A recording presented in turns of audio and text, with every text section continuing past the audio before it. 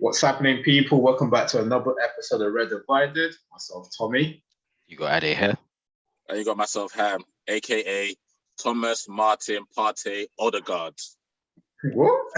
The love child.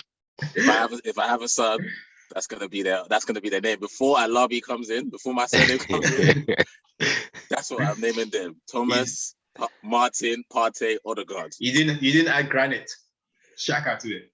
Huh? Who's that? Oh, when you're mentioning your midfielders, man, you didn't add Granite Xhaka. Oh no? Yeah, I did. I mentioned my midfield. I didn't start. I didn't start. Cool. What's been happening? Nothing much, man. This week went quick. Yeah, I heard that. I had a good game at football on Sunday. That's what's been happening. Yeah, he did. No, but to be honest, I didn't think the teams were picked fairly this week, bro. Have you ever been in a team? I mean, play football for the side and then they pick the team? Because a lot of time when they pick the team, you don't know who the captain is picking, and they'll just come around and just start handing you bibs, bro. When the guy start handing out bibs, when he missed me, I'm thinking shit. Say yeah, bro. I looked at the other team, I looked at my team, I'm thinking, I'm in for a long shift today. And Ade, let me tell you what my mindset was when that happened. So I was laying down, innit? I was literally, Tommy knows, I was literally laying down there when they were now handing out the bibs. And I was just like, if this guy doesn't give me a bib, that means he thinks I'm not good. As soon as he gave me the bib and I stood up and I saw it was on my team, I said, yeah. It's like the Galacticos against somebody else. But to be fair, in Tom's defense, at the end of the game, all the boys on my team were just like, Tom didn't deserve to be on the other team because obviously Tom's good in it. Bro, it was a madness. Bro. Yeah, but you guys shouldn't be doing the strongest team, but meant to mix it. That's what I'm trying to say. But it's two captains though, innit? You pick who you pick, innit? I feel like, but the thing, one of the captains was on the phone when he was picking.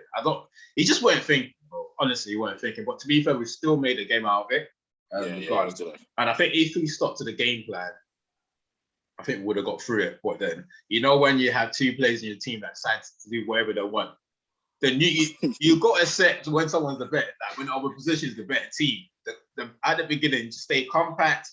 They got the better ballers. We'll hit them on the counter. Bro, we were scoring goals. We had like decent chances. We kept them at bay, and then hey, someone went the Messis and Neymars came out. Yeah.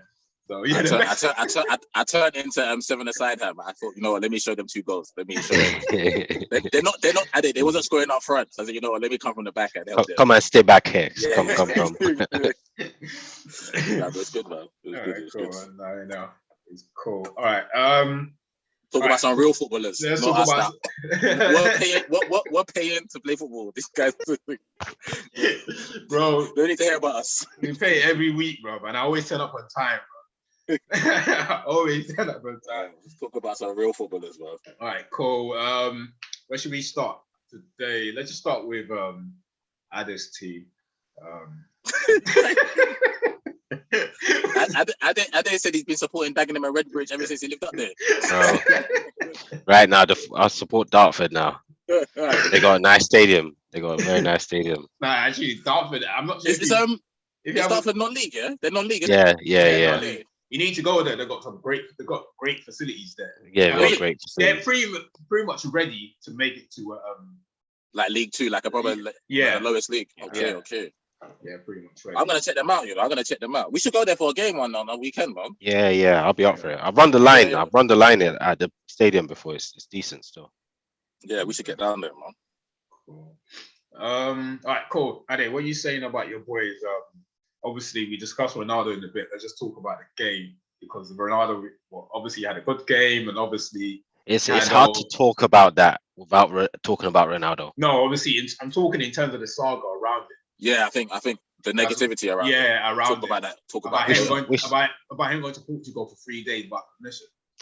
Brother, that stuff I don't care about. The thing is, I lack drama. Like, to me, I'm just like, so I saw it and I was like, cool. Like, it wasn't much to me. But honestly, it is a talking point.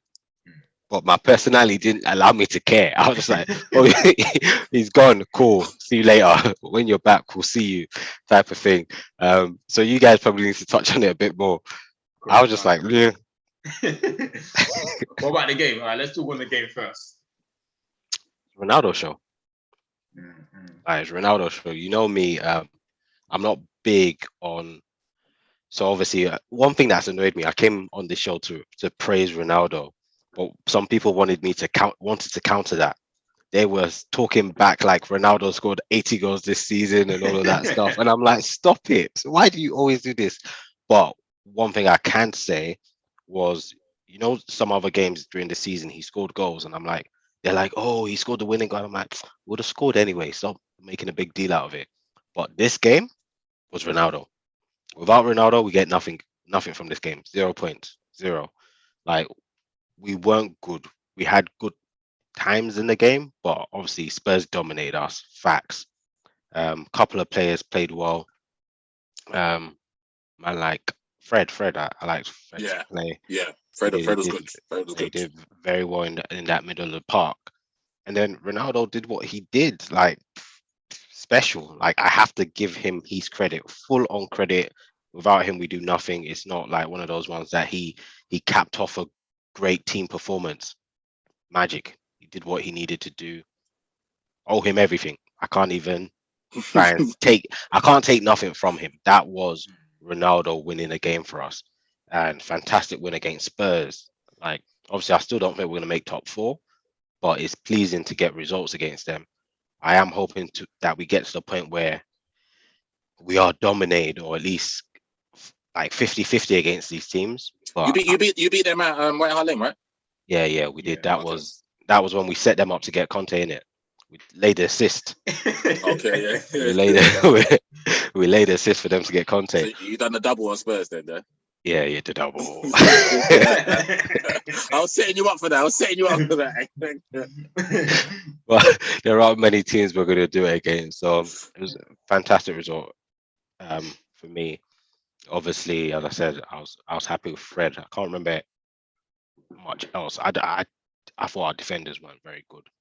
Maybe I don't know. I can't. Tellers? No, I don't think he was good. You don't think he was good? I thought Tellers was good. No, I don't think it was good. You know what? Yeah, there was some parts of that game that I watched that we just didn't get punished. We just didn't get punished. But watching the game, I'm like, if this person could look up and like have sight of the pitch. Obviously, we're watching on TV, so I can see everything. But I'm like, if this person can look up and cross the ball across, we're done. And it was especially at the fullback position, or there was a point in time that the man's got the ball and Matic has run with the guy with the ball, but actually that's just left the person open for the cutback. I'm like, these are poor decisions. Like, I understand you're going for the ball, but you're a grown, experienced player that shouldn't be doing that. You shouldn't be chasing the ball. You should be a more aware of your position. And I think that was my issue. It was the positioning rather than, say they were playing poor. I just didn't like the way the positioning was, and especially the fullbacks, for me and Matic. But yeah, I thought generally we played okay. Like, Spurs dominated us without that. I can't come and lie here. But Ronaldo did the business. Good goals as well. Anyway, the first one was a good goal. Third one was a good goal. Second one, I thought he might try and miss it. I wasn't convinced with that finish, but we'll take it. But yeah, overall a positive day. At least you need to chop points before you drop point again. Bring me up before you bring me down. Yeah, me. No, I heard that. Yeah, pretty much I share the same thoughts as you had it. Because I think it was a week or two ago when we were discussing the run of games, and this is the only game. This is the only game I thought we can take something out of. Not so much because I thought we were good, but I just thought we're just as bad as them. And if anything, if we're gonna get something out of it, then we can get something out of this game. Because Spurs are not that great. But I'm with Ham. I don't think he was exceptional. I think Tellers did all right. I think it was more the right hand side that we were in trouble than anything. I think, position. Yeah, I might be blaming. I just kept seeing the gaps on the fourths, but it might be the right more. But yeah. Position-wise, I think you're right with that too. That they're just all over the gap, man. It's same old United, really. First half, I think it was a bit 50-50. We didn't do great. They didn't do great. It's just, it was just that type of game. But second half, Spurs dominated, and we were just. And for some reasons, every time we score a goal, we just want to hold back. And it's so poor. Pogba.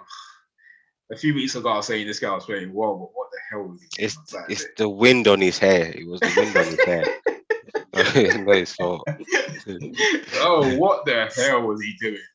It was getting got the same haircut as you, Tom. The same haircut as you now, mate. It was getting put to the ground by Højbjerg. It's just like he was taking too much touch, wasting too much time with the ball.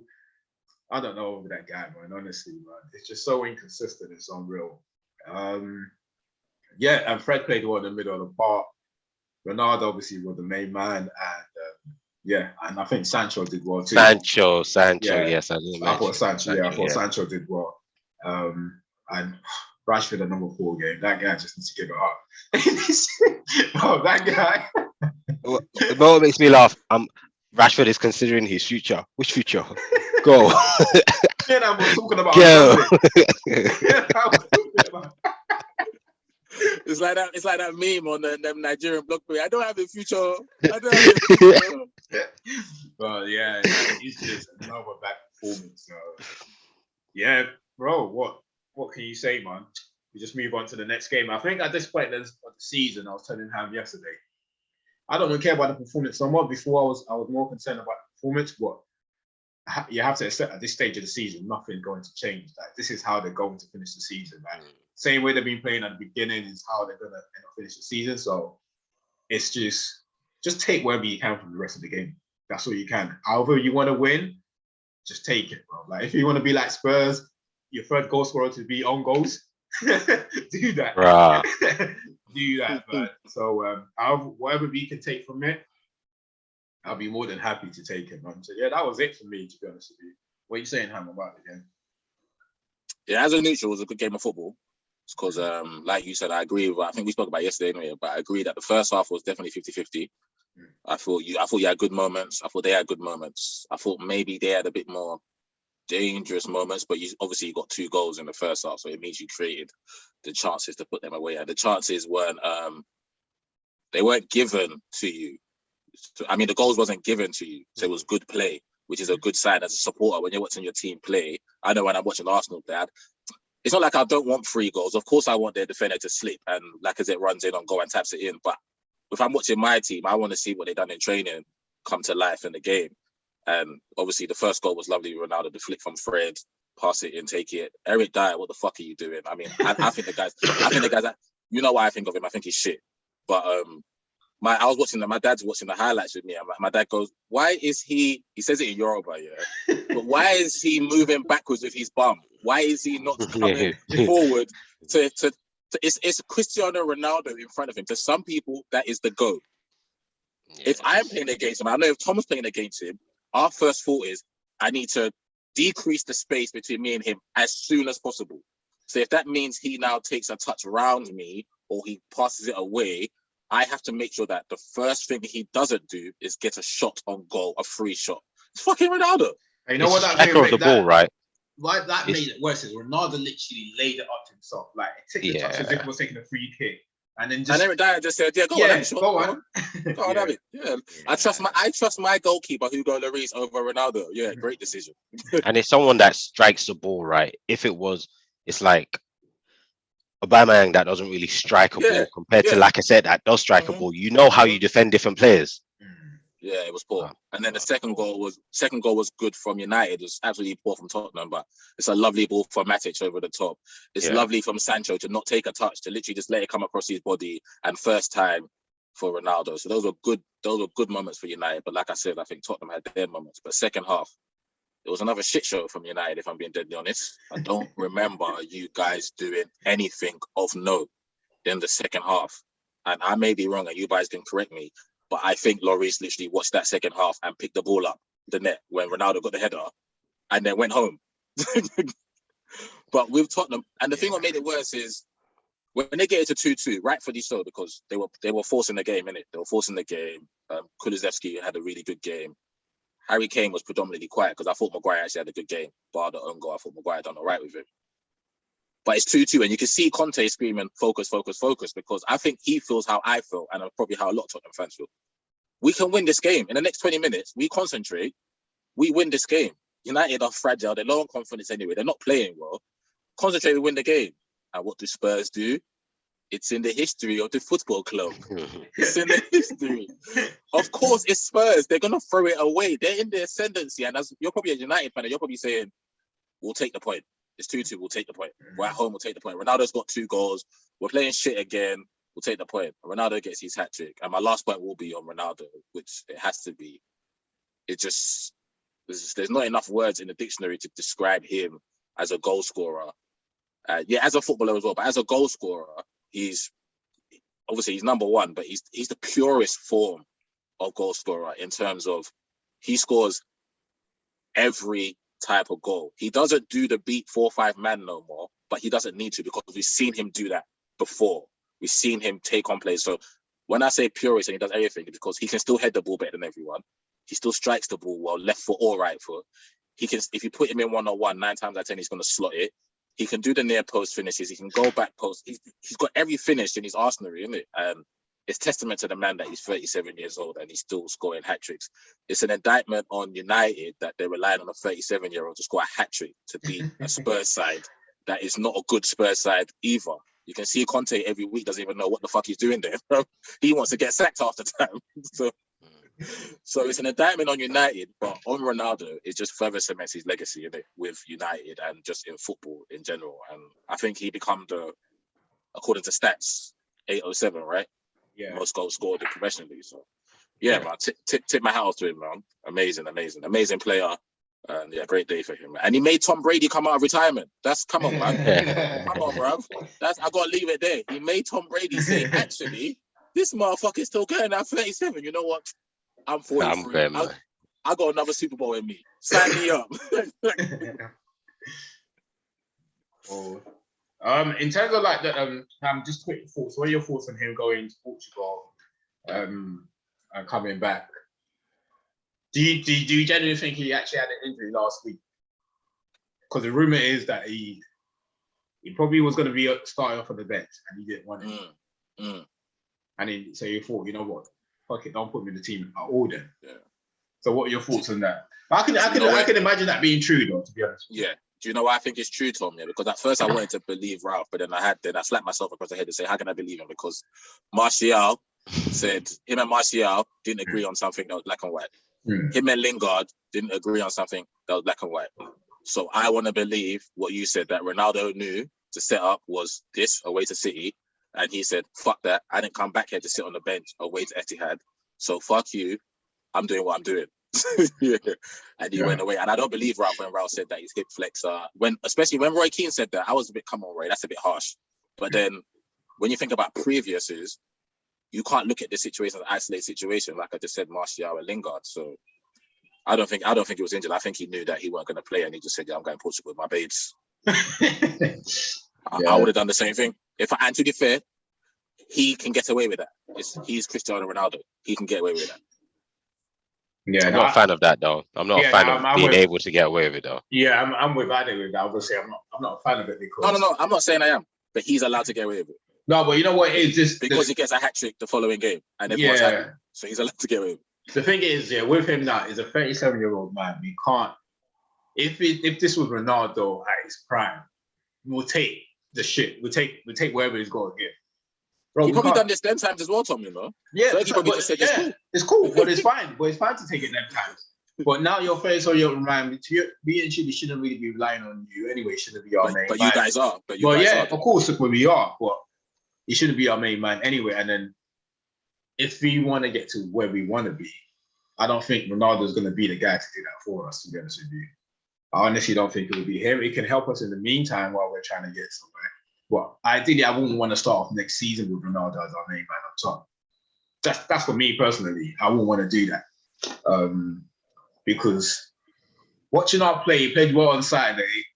you know me, you guys, I love Ronaldo, but I feel like sometimes when we're in transition, we tend to slow it down for him, and if he's not, my man's to catch up now. Yeah, we tend to slow it down for him, and then like we were just throwing a lot of balls in sometimes. Like Rashford, I feel like Rashford sometimes he was trying to cross the ball just to pacify Ronaldo, and I feel like Sancho understands him more.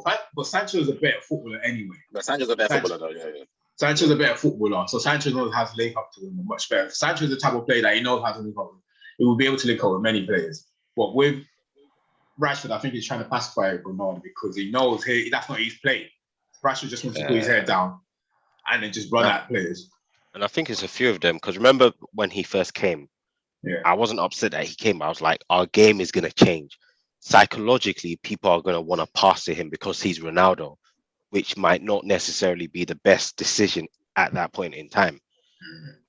But them not said that though. Them not said that. You know, Benicio and Chiellini literally said that. It wasn't a dig at Ronaldo. It was the factual thing that you just said. Now they just said that subconsciously everything kind of it goes through Ronaldo now. It goes through Ronaldo, and they said that kind of took Juventus back a step, and now him not being there means that they can now go back to the Juventus of old and get back into it's a team ethos. And now they've got Vlahovic there. And they'll still play for Vlahovic because they're number 9.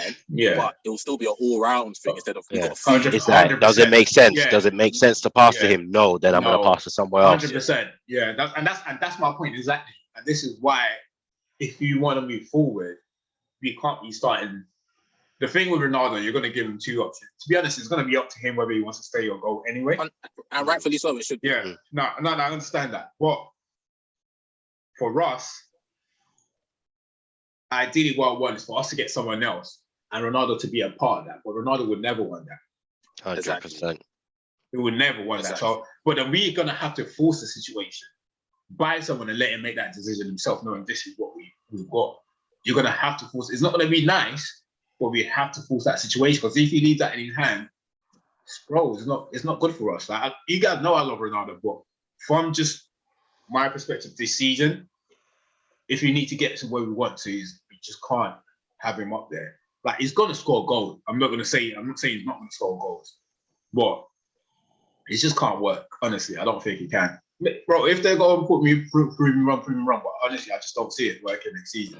I just don't think he's going to be the guy to take up the step forward, man. And that's it. And I'm not to say this season he's fault.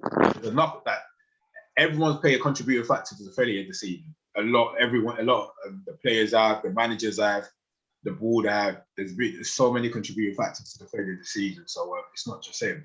I don't think Ronnie's done anything wrong this season. No, I don't think it's his fault. No, that's it, boy. Just moving forward, we just need to we need a new striker. But thanks for Saturday, though, Ronnie. We need that. Yeah, we needed that. I still don't think we finished 4th from it, but it was good to win a game. Yeah, no. But just a quick question: Do you think that plays a part in whether he wants to stay? So if you don't make top 4, let's just say we finish top 4, you guys in Europa League or Europa Conference, but let's say Europa League. Do you think he stays? No. Or do you think he said I've got 1 more year left, but you know what? I'm going. He doesn't stay. He doesn't outside stay. the Champions League. Yeah, I don't think he stays outside the Champions. I think he'd rather go to like a Portuguese team to play in the Champions League than to. You think might even go Celtic to play in the Champions League. They wear the same colours. I didn't even know that. Bro. They got the same kit. They got the same kit. Bro. Well, Ronaldo wants to play at the highest level. I mean, and he's going to do that as long as teams allow him to, wherever it is. So he wants to play there. He wants to play in the Champions League. That's not stopping him from playing there. And that's probably, it might be a positive for us in a sense. That might be a blessing in disguise because if we make the Champions League, we're not going to make any more, then he will stay. So might be a way for him to get out. I think he still stays, I think whether you don't make it or not, I think his boy playing for United, him coming back, him having another year, the money you're gonna pay him. I think his boy. His son. Oh, I thought you meant him and Fernandez are boys. Yeah, no, I'm just saying at the age that he's at now, you might not want to move him again though. So he just moved him from Spain to Italy. to England. He might not want to move him again, innit? So I'm just thinking, if he don't make top 4, I think Ronnie stays another year. You know, I think he stays another year in the Prem. Yeah, I think we'll see, innit? We'll see. I think he goes. Cool. All right, cool. Moving on swiftly to your boys. Yeah, enough of that depressing stuff. Like I said last week, people, this is the time to join the segment. Okay? This is the time to start listening. Half an hour in, start listening to this episode. This is when it gets good. You saying about your boys? Oh man, yeah, I don't want to sound like a broken tape, but once again, it was comfortable. I'll go through my thought process. First and foremost, before the game started, I was like, we have to win this one. We have to win this one simply because the game coming up is Liverpool. I'm a realist fan. You guys know that. I expect Liverpool. They've won 100 games out of 100. That's what it seems like right now, yeah? Because obviously they lost to Inter, but let's take that away. These motherfuckers don't lose football matches. So I expect them to come to the Emirates, especially with tonight's result as well, for them to win. So my thought was, we have to beat Leicester, and we go to Liverpool knowing that we could drop 3 points, but we can't drop 6 points. We can't drop 4 points, you know what I'm saying? So we have to pick up these 3 points at home. So that was first. Then I saw their lineup. Then I was just like, oh yeah, there ain't no way in hell they can beat us with Mendy and Mendy and Drewsby Hall in the middle of the park. Their midfield is too baggy. It's too baggy, meaning that it's too loose. They can't contain what we have. And I'm not being big-headed. I'm just saying they can't play Papi Mendy, who hasn't started a game for them in a year. And I understand they played Thursday. And when I saw that Tielemans and then Didi wasn't playing, and now Woodside, well, okay, but if I could have messaged the boys, I would have said, I know you guys are nervous before every football match. Don't worry, boys. I've seen the future. I've seen it. We've already won the game. And then as the game starts, and I'm thinking, if we get an early goal, the game's done. Because obviously Leicester having a bad season, injuries, whatnot. They're trying to they're getting players back now, obviously for Fafana. But he got COVID, innit? So he probably would have played or been in the squad. Like I just mentioned, the 2 that was on the bench. Vardy come back, got injured. So they are nursing a lot of injuries, innit? So an early goal kind of knocks the stuffing out of them anyway. As soon as I said that, I was watching the game with my dad, innit? 5 minutes later, Partey scores. And then, for me, after that, I told my dad, as soon as we went 1-0 up, my thought went to one thing. What do you think I was thinking when we went 1-0 up? Take a wild guess. You know my brain is mad. So what do you think I was thinking? Well, remember, we're playing Leicester. We're 1-0 up. I already said we're comfortable. We're going to win. What do you think I was thinking? You didn't say park the bus, did you? No. What, get another? No. That's too simple. The way my mind works that day, this is all I was thinking there, Tom. I wasn't even watching I was watching the match here, but in my mind, I wanted to have a camera on Tielemans. And I wanted him to watch my midfield and watch how we're playing now with Saka and Martinelli either side, with my midfield, with my ball playing centre half, with my goalkeeper that's a madness, and I wanted to start envisioning. So how I can fit yeah. I did. God bless you. God bless you. All I was thinking of, don't worry about Granit. He's not a human being. Don't worry about him. Don't worry about him. If you come, we will give you his salary and your own salary on top. Don't worry about Granit. Granit is not a human being. Don't worry about him. Don't worry about how you can fit or if you're going to get game time. That's all I was thinking of. All I was thinking of was, I wonder, a penny for Yuri Tielemans' thoughts right now. Because remember, he's already said, I'm not signing another contract. So he's going to leave in the summer.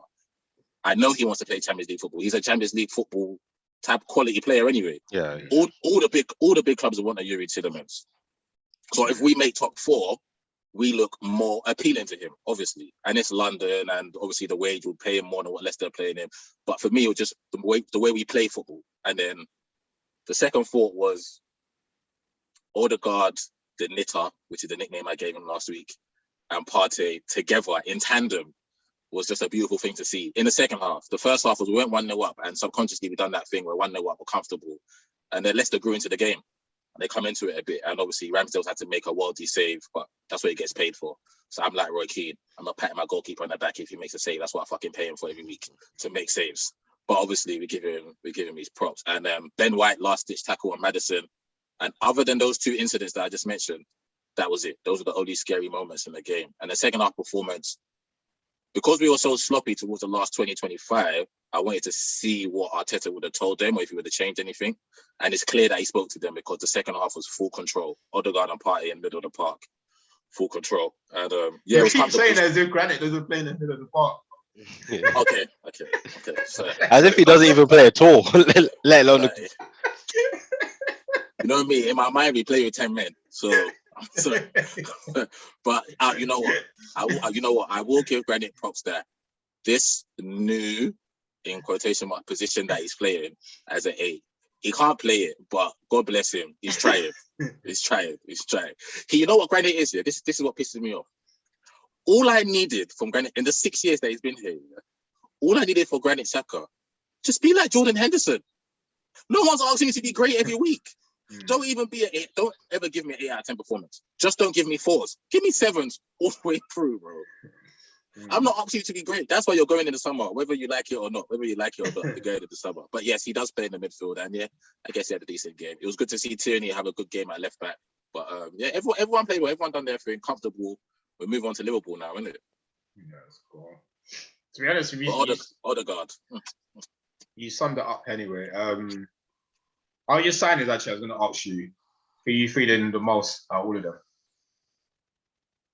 Well, Tomiyasu is good, but I'm not. There's a lot of Arsenal fans that love Tomiyasu already. I'm not like that. I was the complete opposite with Tierney. I remember, Tommy, you made a comment saying, he's just calm. Like, what do you mean? But I loved him straight away because his performances and his ability and whatnot. So I'm not there with Tommy. But I think Tommy's a good right back. Ramsdale's excellent. Benjamin and Ramsdale both proved me wrong the most. But the one I'm most happy about is Odegaard, because he is just... He's an artist in every... You know what he is? He's a throwback. You know, like I said last week, everyone cares about stats. Me personally, if Odegaard finished the season and he doesn't get 15 goals and 15 assists, I could care less, bro. As long as he's knitting it and every time the ball goes to him and we sustain attacks and we keep it and we recycle the ball and we keep it, bro, that's like Santi Cazorla reincarnated for me. And Santi probably only got... The most goals Santi got a season, probably like 8. I don't care about them things there. Just... Please, you see that football that you and Partey was playing yesterday? Please. Me and my dad were drinking red wine. Me and my dad was even cheering. Yes. Bro, the football, obviously, like I said, it was Mendy and Dewsbury Hall in the middle. I don't know what Randy Rodgers was thinking. He was disrespecting my team, but it's not his fault. They played on Thursday. But what if you lot saw the tiki-taka that Odegaard and Partey were doing in the middle of the park in the second half here? Then I thought, oh shit.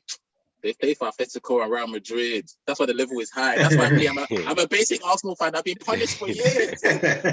I've been deprived of good midfield football for years. There's a quick one, Adi. Just think, obviously, I think Arsenal, we're probably not going to make top 4, and the favourite now is Arsenal. I think Arsenal will pretty much make it. What do you think they're missing going into like Champions League next year? Going into Champions League next year, yeah, they need a solid striker.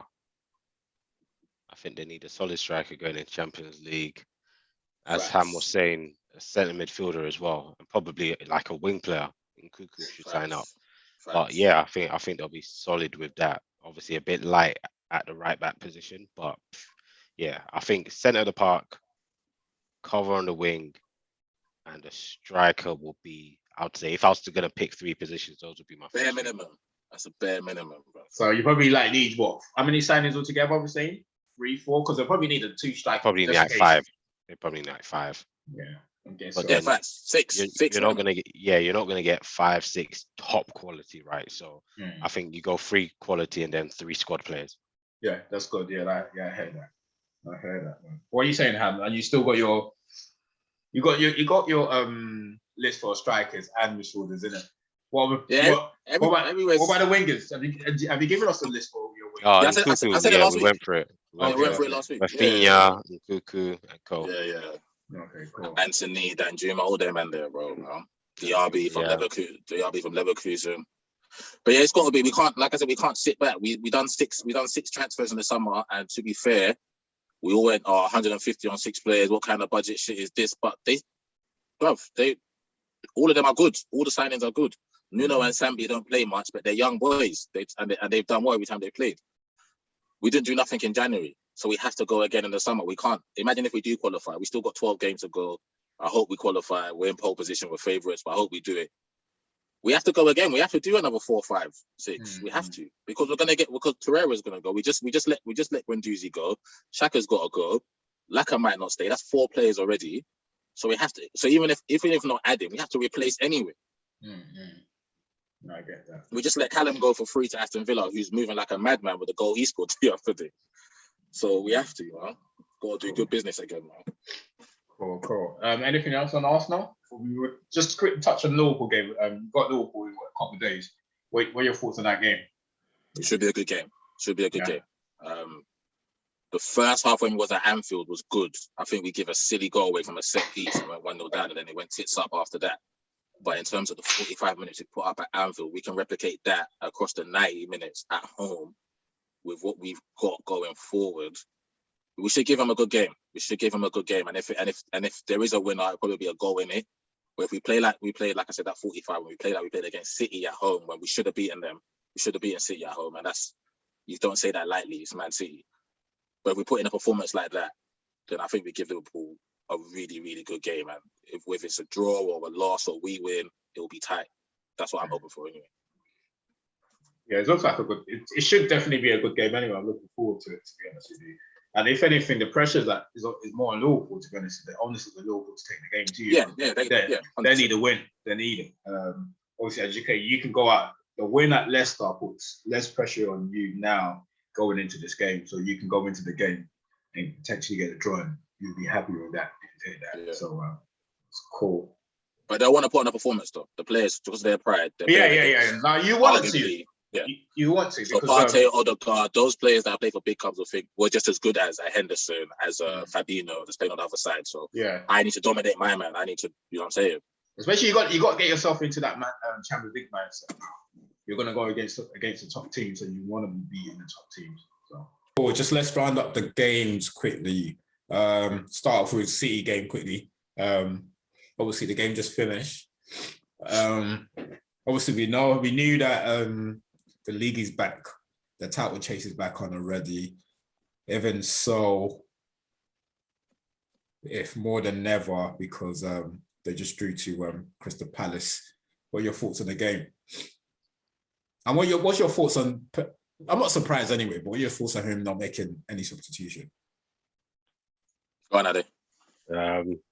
Okay, which one? The game I thought was a good game. It was an entertaining game. It was good to watch. Obviously, when I'm not working, it's nice to, if I am going to stop and watch football, it's nice to watch something that's decent. In terms of Pep not making subs, obviously we only make this an issue when they don't get the 3 points. Yeah. If they said get them the 3 points, then we wouldn't have said anything. And the truth is, obviously the ones that want to bench have certain differences in quality, right? Or different, not quality, in physical attributes specifically. But they're coming on to play the same football. They're coming on to do the same thing, play exactly the same football. So if he chooses not to make the sub, then I ain't really got much to say. It's not as if he's got a Dzeko on the bench that he's going to be pumping the ball in the air for. So if he decides not to make the sub, because I'm thinking, who does he bring on? The only person I had in mind is probably, I think Sterling offers a bit something different, because he doesn't come deep to get the ball like the rest of it. A lot of the times, not like the Jack Wilshere and stuff, that he makes us running behind sometimes. Well, which behind was there for most of the game? No, he can make space. There were times where them guys got into good positions. Yeah, but it wasn't like Ronaldo Silva one, for example. Like maybe should have scored that. I'm not saying Sterling would have scored that. But Sterling's made those kind of runs. Sterling's run is just definitely different from that. Sterling doesn't get too involved with the build-up play like Foden and Grealish does. I'm not saying we're going to make a difference, but no, I understand. I think if there's anyone on the bench, he will be the only one. You're right. Everyone else will probably come in and do the same. But if there's anyone that can maybe offer something different, then it's probably Raheem. Yeah, because I was just thinking the way Crystal Palace were defending, Raheem's main attributes, I think they weren't really allowing that exposure for it anyway. Obviously, he's got a difference in his physical attributes to the rest of them, but I don't think Crystal Palace were allowing much for that anyway. So for me, like obviously the conversation only comes up because they've not won the game. I don't think it makes a big difference because I don't think Liverpool win on Wednesday. So we're back to where we were when we started. So I'm loving this. I'm loving this confidence. I'm loving this confidence. So it's lovely now. It's What you say? Do you know the scoreline too? So I can quickly put a little 5 on it. I'll tell you before the game. I'll tell you before the game. Is it both teams to score with Arsenal winners? I can quickly go. You know what? If I either see you winning or it's a 1-1 draw. All right, cool. It's either Arsenal win or it's a 1-1 draw. Cool. But yeah. So I don't see it as a big. It's nice. It's nice to that excitement. Oh, the title race is back on. But I just don't see Liverpool winning that game. So that's what it is. It's good that I see you haven't like run away with it and wrapped up the title already. But it makes it exciting. Yeah, it makes it exciting. At least there's that thought of could it not?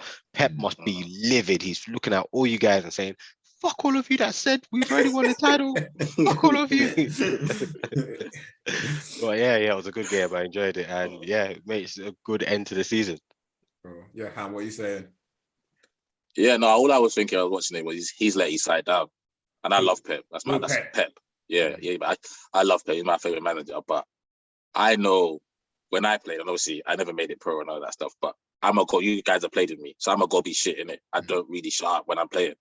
And obviously when I was playing then I played as a centre half. So I'm 9 times out of 10 not gonna get subbed off, right? But I've played in sides that have won titles and won cups and whatnot. And me being me and my personality, if I'm in the game tonight, then I'm looking at my manager saying, okay, it's 70 minutes, it's 80 minutes. Like, whatever you set out isn't working.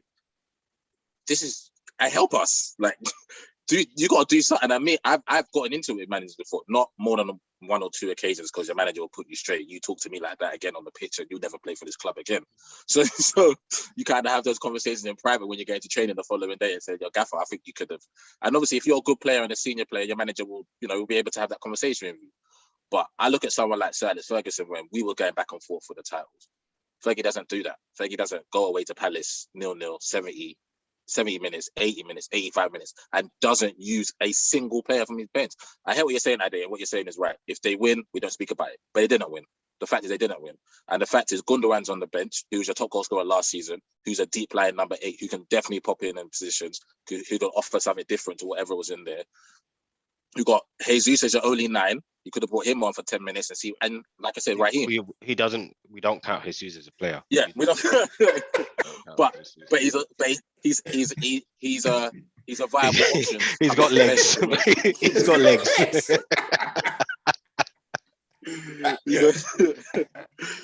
He's a viable option. So for me, that was my overriding thought, that he's let his side. And if I was a player, I mean, fair enough, the gaffer could have said, you could have done, but remember, if I'm talking from me as a centre half, so if I'm John Stones or Laporte, there's not really much I could have done today. We've kept a clean sheet.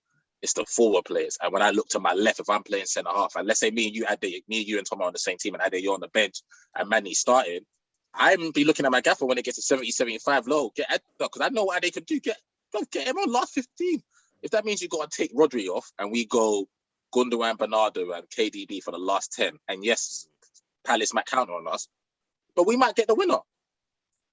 So for me, that was my overriding thought, that he personally, and like I said, I love Pep, but I think he let his side down today. I think he has to do something, whether it's tactically, because remember, he didn't change the system. He didn't do nothing systematically.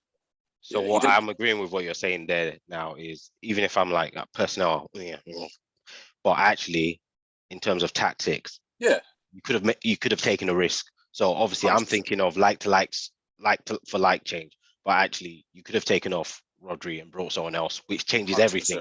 100%. Right? It changes everything, regardless of whether they're going to play the same football. 100%. Now you're overloading them a bit more. 100%. So yeah. Or you take Jack off. You make Phil go out there, make Phil give Nathaniel Klein a different problem, and play Raheem through the middle, and let Raheem give Gueye and Anderson a different problem. But if I'm Tommy's a right back, Tommy knows if he's playing right back against a left winger and he's had him under control for 80 minutes. Bro, of course I'm going to have him on control for the next 10, but if they bring on some next pacey, trickery winger, Tom's mind's thinking, oh shit, I might have to defend against him differently. And Tom's tired by the time it gets 80 minutes. So I just think Pep is too good of a manager to not have done anything today. But hey, what do I know? I'm just here on a podcast. But I think with him, it's just, he's a stubborn manager, really. Like, if, as we said many times, if plan A doesn't work, then he keep trying plan A. He doesn't care, bro. He's not gonna try. He doesn't know. He doesn't have no plan B. He's just gonna keep going. It has to keep going until it works. Plan A.8. Just keep going until it works. And in his mind, he's probably thinking, despite him not making a sub, the other guy still created enough chances to score goals. So, but hey, we move on anyway. So Liverpool, I know Liverpool's going to play you guys soon. On Wednesday? Obviously beat Brighton. So they need to beat you, Brighton. Who they got? No, they need to beat you. Who they got on Saturday? I think I heard them on Sky Sports saying they got Watford or something. Who's that? Watford? Liverpool. Who's that? Liverpool. No, they're not playing on the weekend. But they play someone before City play again. Though. Is it they us? play twice before City play again. I think it's us. It's probably us. I think it's us. Warm up a bit.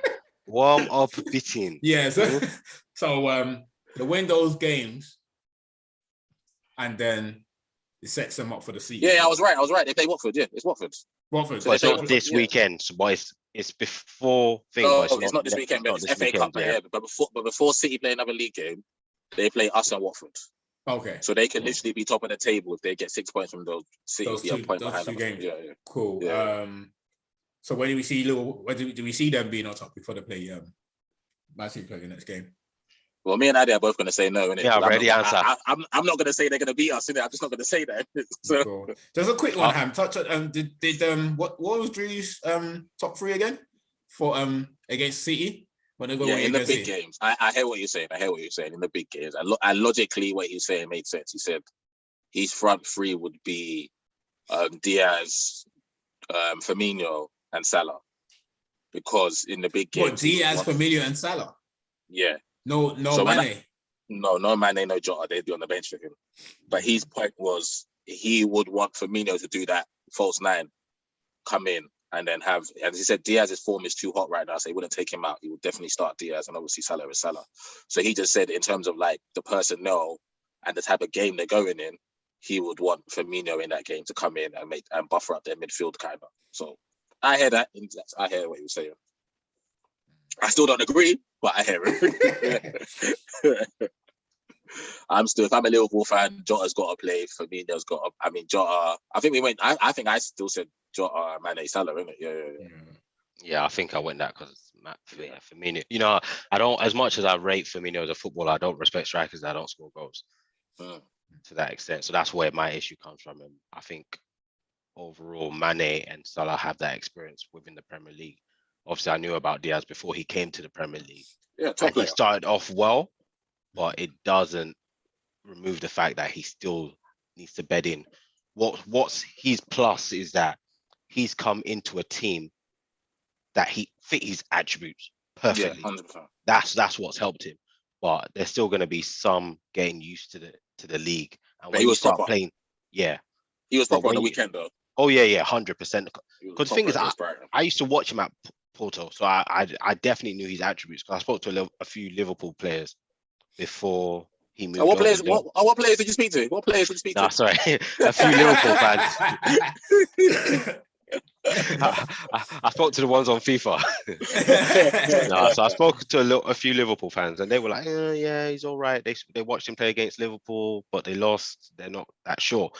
But obviously, it's easy to have that one-off. But actually watching him through the season and watching his attributes, you're like, okay, this boy can actually play. And obviously, coming to a team like Liverpool, it sets him up well. But then when you come to the bigger games and you're facing the more experienced like defenders, it changes it up a bit. You can imagine him against Kyle Walker.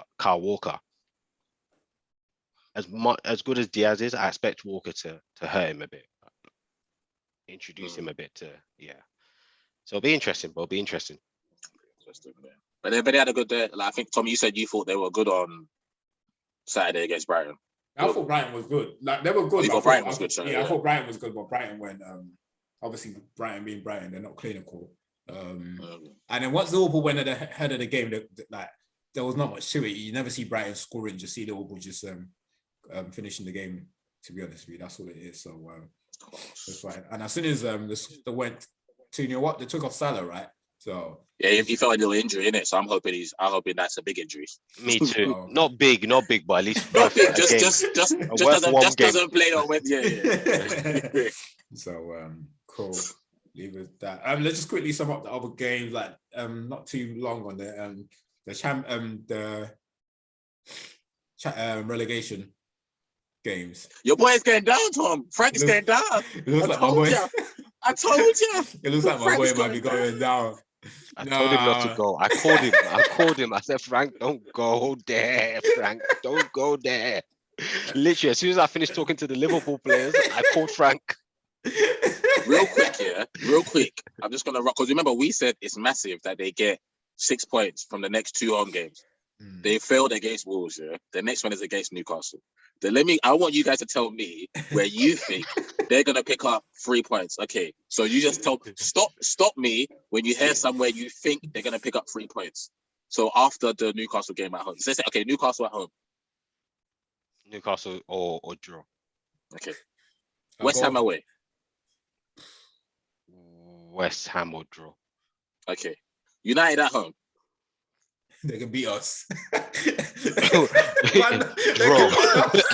Draw.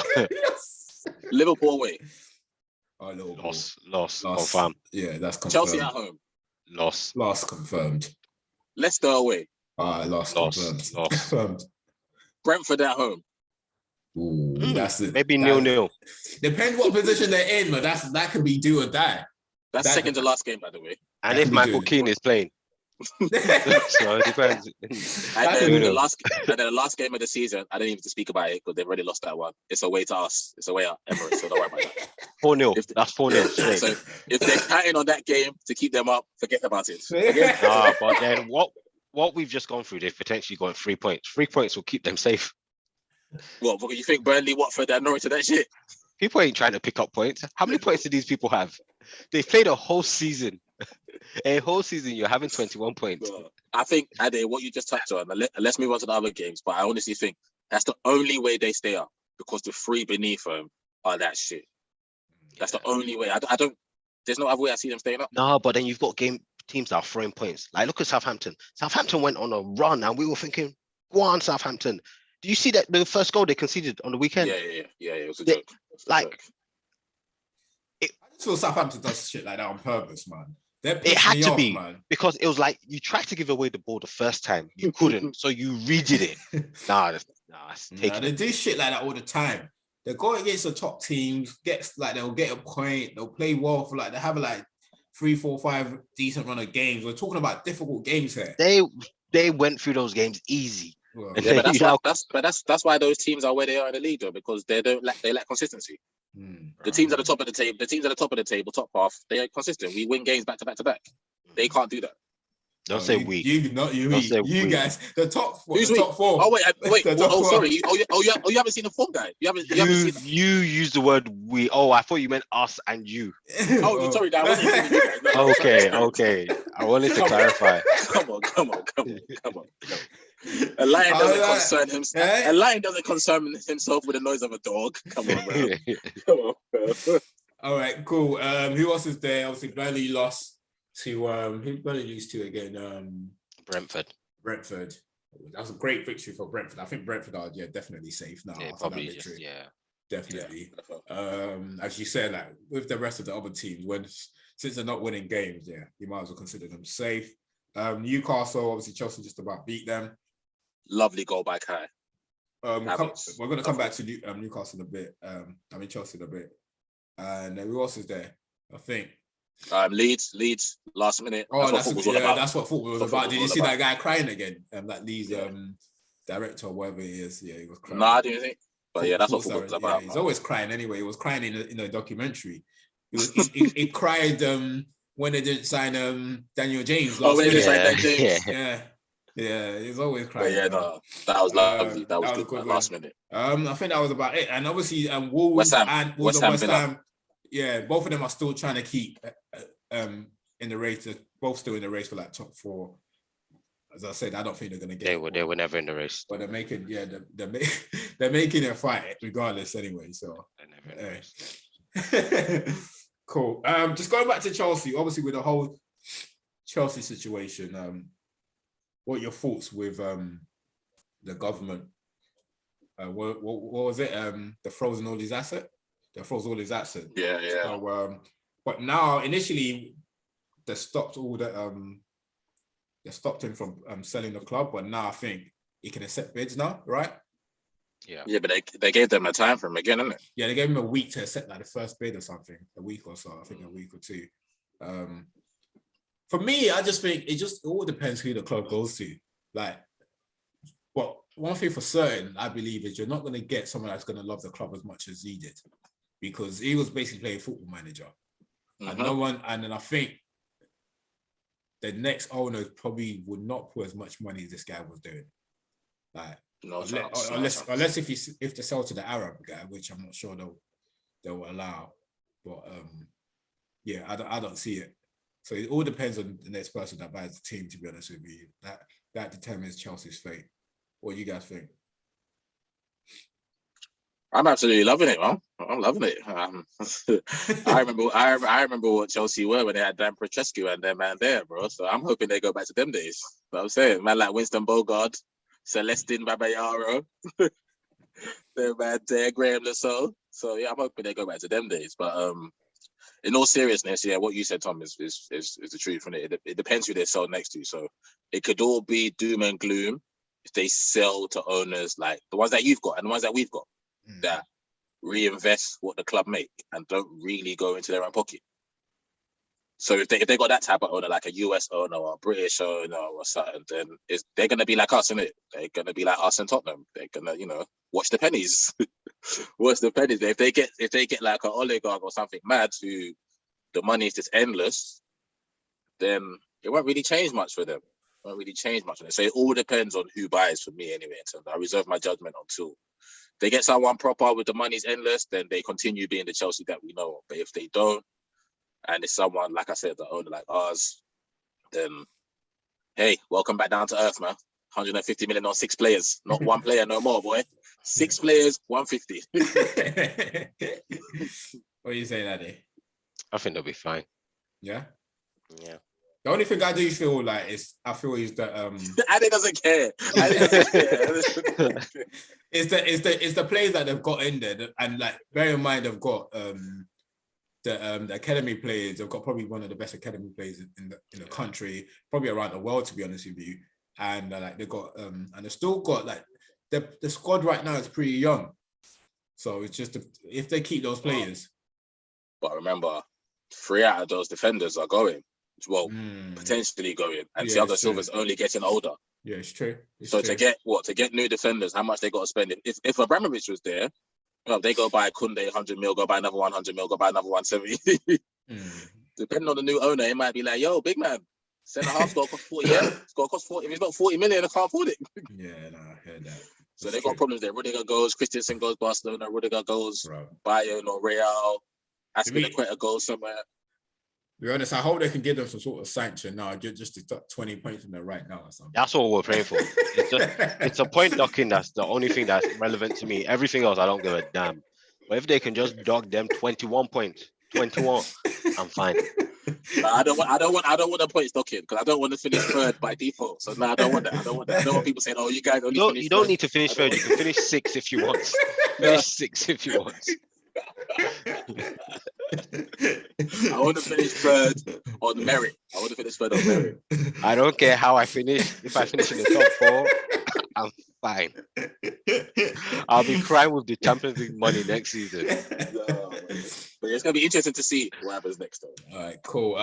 Talking about Champions League, let's sum up the big games quickly, and then we'll talk about this week's game. Obviously, straight to you guys' team, PSG. It's not my team. I support it's like basketball. I support the player. I support him back there and everywhere he goes. You're right about that, boy. Yeah, like obviously PSG F it up again, man. Like you guys obviously, like to be honest, when I pitched Real Madrid to see it through, it's just I didn't envision them fucking it up like this. Like I didn't think it was just gonna be this bad. What I just thought they were just total fuck ups. Then these players are just individuals, especially. And I mentioned a couple of weeks ago saying that they was better off playing just two of those two other strikers, because them three, all they do is just walk around the pitch. To be honest with you, all they do is just walk around the pitch, and it makes it harder for like the rest of the team, and it ruins the whole shape. And it done exactly that. But regardless, they had a good first half. They had a very good first half. And honestly, I just don't know what Poch say to them in the second half. I don't think it's Poch. I just think the players are just total efforts. Yeah, I don't think I think they are utter fuck ups. Yeah, I think they're total efforts. That's just my honesty. I mean, that's what I believe, man. I don't know what is wrong with them. But hey, what are you guys saying about the game? I fight everyone on that pitch. I fight everyone on that pitch because I don't care. Up until halftime, they were fine. Yeah. But then once the first goal went in, they started shaking. And I just don't understand it. You are seasoned professionals. Obviously, there's that thing deep in your mind saying, oh shit, we've been through this before. This might be a problem. But I don't care. Like, I would literally go to someone and say, fucking stop it. The keeper's making mistakes. The rest of them are sleeping. And it was every attack. That scoreline, they were lucky. It could have been 8 in that period. Because they were just shaking at the... Nah, I guarantee you, if that was us, would have been each other. Everyone would have just punched everyone up. No one's surviving. No one's surviving that game because it just doesn't make sense. It doesn't. I refuse. Nah, I'm even getting angry as I'm talking about it. I refuse. As professional footballers, nah, stop it. Nah. What is it? Yeah. No, they fucked the bag up basically. They completely fucked the bag because the first half was fine. Second half, I was on FaceTime to my boy. He loves football just like us, and there was a period in that second half where, no word of a lie, Real Madrid didn't touch the ball for like 10 minutes. PSG literally, Verratti, Paredes, Messi, between that little trio, literally kept the ball away from Real Madrid for 10 minutes. Literally, it's one of the most beautiful things I've seen this season in terms of how to manipulate a football and they're playing against a top side. And it was beautiful. And I'm thinking, they're going to sell through this because... There's nothing left. Yeah. Mbappe had scored. Mbappe had 2 disallowed by then as well. So we're just like, okay, cool. As long as they keep the ball and find Mbappe. It's like that Fresh Prince of Bel-Air. What do you do, guys? Pass the ball to Will. That's exactly what you do in this PSG team. You keep the football, find Kylian. Did you see what he done to Courtois? I don't give a damn if the goal was disallowed. That's the best goal we've seen this season. That's the best goal we've seen this season. He did not touch the football and the goalkeeper died. He didn't touch the football and then tapped it in. And then, like you said that day, Donnarumma, for me, it's a foul. Benzema fouls it because he never plays the ball. It's a foul. However, okay, shit happens in football, innit? They've scored. They're back in the game. Like you said, these are fucking professional footballers, bro. All Poch has to tell them, and I'm sure he told them, is don't get bored of doing the basics. Keep doing the same fucking thing that got you here 70 minutes of the game. You guys have been playing brilliant. Keep doing that. And then 1 goal leads to 2 goals. And then out of nowhere, Modric decides to give us a masterclass on how to play midfield for half an hour. Vinny Jr. decides to take the piss out of Hakimi, even though he wasn't even having that good of a game before. All of them now. And obviously, once the confidence is high, yeah. We spoke about Ronaldo. That obviously, for some people, the goal he's hat trick, but carrying Benzema, what a player! What a hat trick! Champions League, big stage. I'm so happy he's come out of that idiot Ronaldo's shadow. Can't stand that guy, Ronaldo. Can't stand him. Just oppressing Benzema all these years, I did. Imagine how many goals Benzema could have got if Ronaldo never came. Would have been on 808 or something. Imagine. Yeah. So, cool. What other game? Obviously, Liverpool had a bit of a scare. Oh, yeah, that was it. And Bayern, obviously, the battered. But the thing with Bayern, defensively, they're poor because I'm not sure if you watched the game. Salzburg had a lot of chances too, to be honest with you. They had a lot of chances. So if anyone's playing Bayern, they're going to get a lot of chances. And City's gone through. So just moving on to this week's one. Come on, boys. What are you saying about your boys? Boys. Sevilla Atletico picked up 4. So they've won the last 4 or 5 in the league or something. You guys beat Tottenham. You guys beat Tottenham. You're in form. We're winning this game. We're winning this game. We're winning it, yeah? Yeah. Wait, please. Don't say that shit in blind hope and your faith. You're on a podcast. Give logic.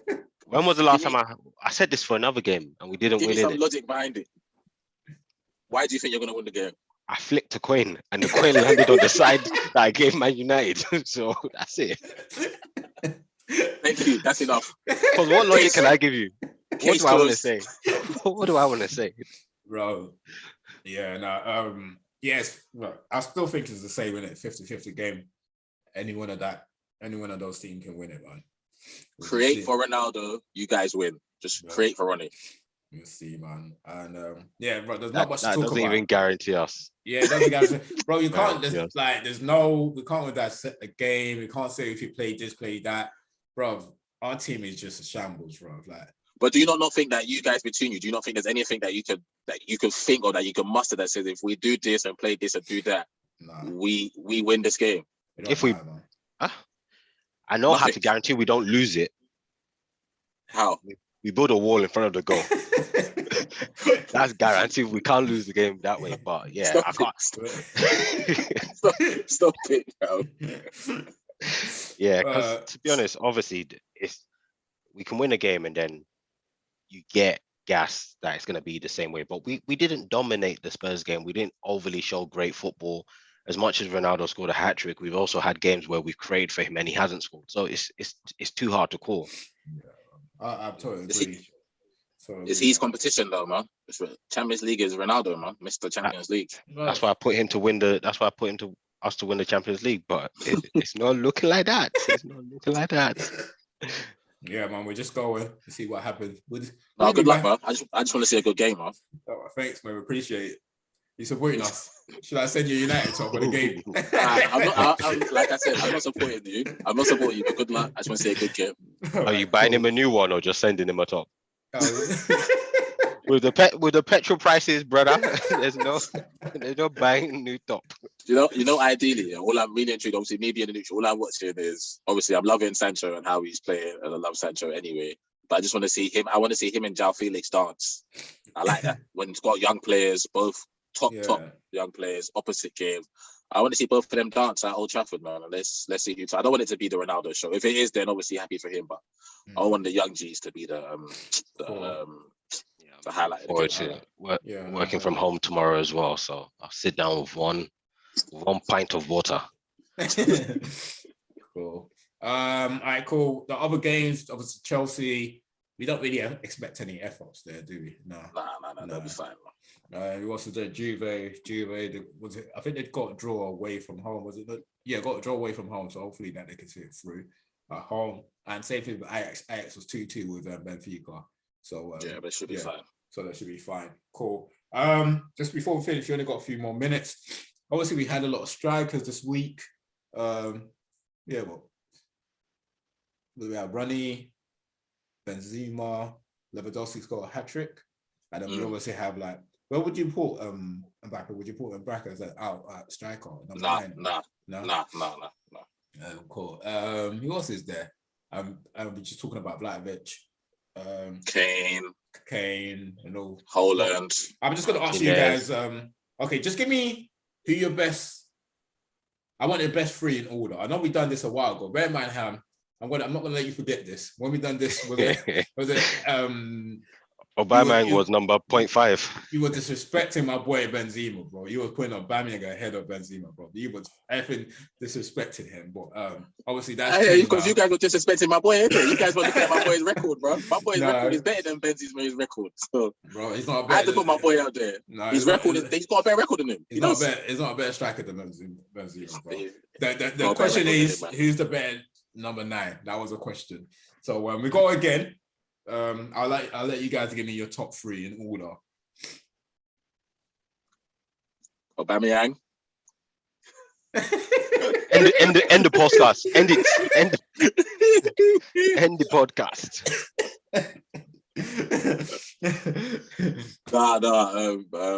But in all honesty, obviously for me, Leo is still number 1. For me, Lewandowski is still number 1. He ticks all boxes. all boxes as a man. And I'm not having this argument. I see it in a lot of places now, a lot of other podcasts, a lot of new stuff.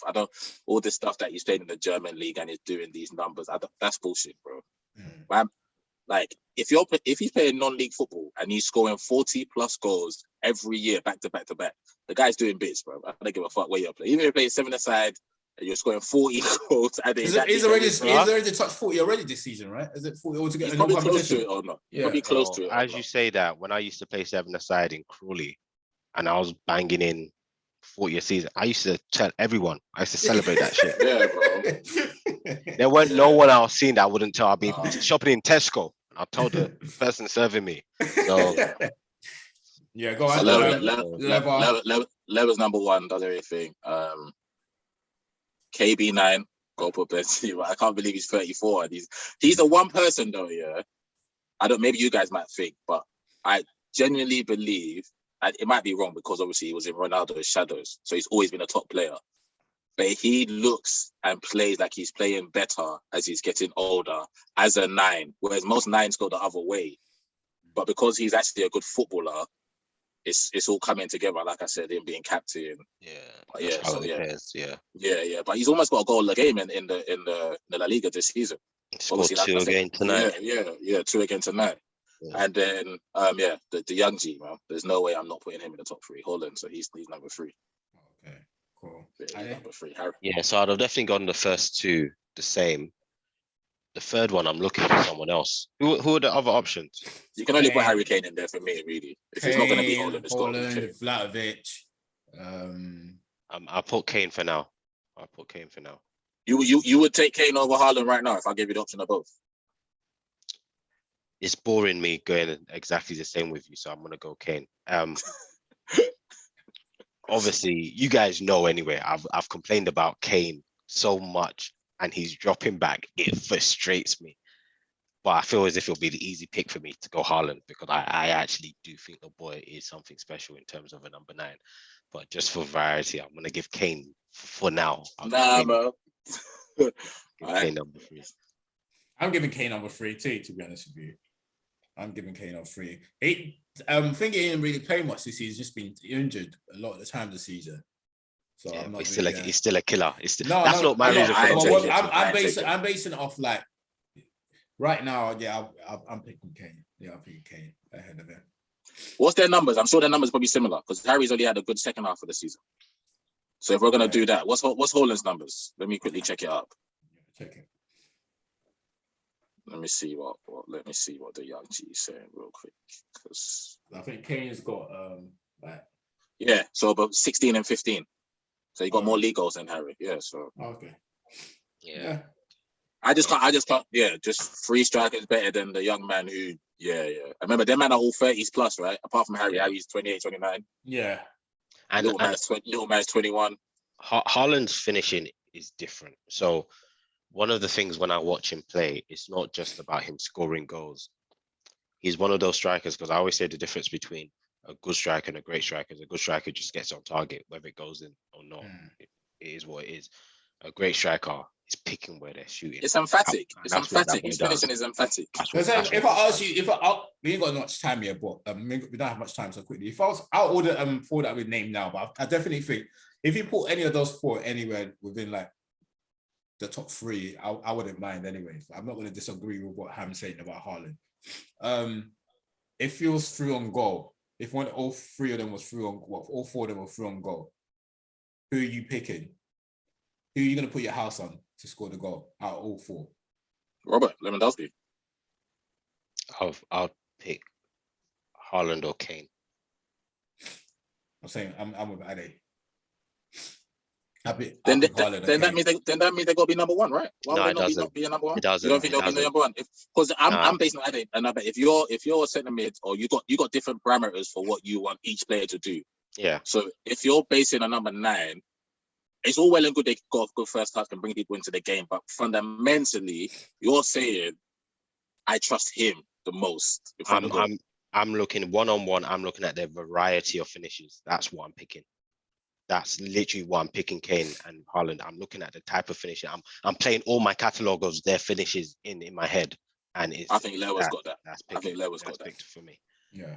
Just from the games I've seen them play, when I see them through and go, them guys are emphatic. Then Lever still, as you said, it's a variant of finishing. Lever still tries the cheeky stuff sometimes, trying to dig it. These guys are emphatic. They pick their spot. You know why? Because they ain't got that. They ain't got that. They ain't got. No, they've got. I feel like they've got it. I think Kane's got it. I think Kane can chip. He can be cheeky with it. I think both of them have got. Yeah, but my main thing is I've never really seen that with Haaland. I've never seen that with Haaland. Yeah, sorry, I've never seen that with Haaland. But I've seen with Kane. Emphatic. But in terms of finishing, is emphatic. Like it just there's no like you can put two keepers there. They're not. But they're both. But we'll end it on. They're both not number one for you. So it's a separate argument. It's a separate argument. We're not winning money from here. It's a separate argument. We'll leave it for the listeners. Listeners, if you just heard a question, I'll put this. I'm gonna clip this and put it on Instagram and see what people say. They're gonna say like, comment, subscribe, all of that good stuff. And yeah, thanks for listening. We out. Peace. Manchester.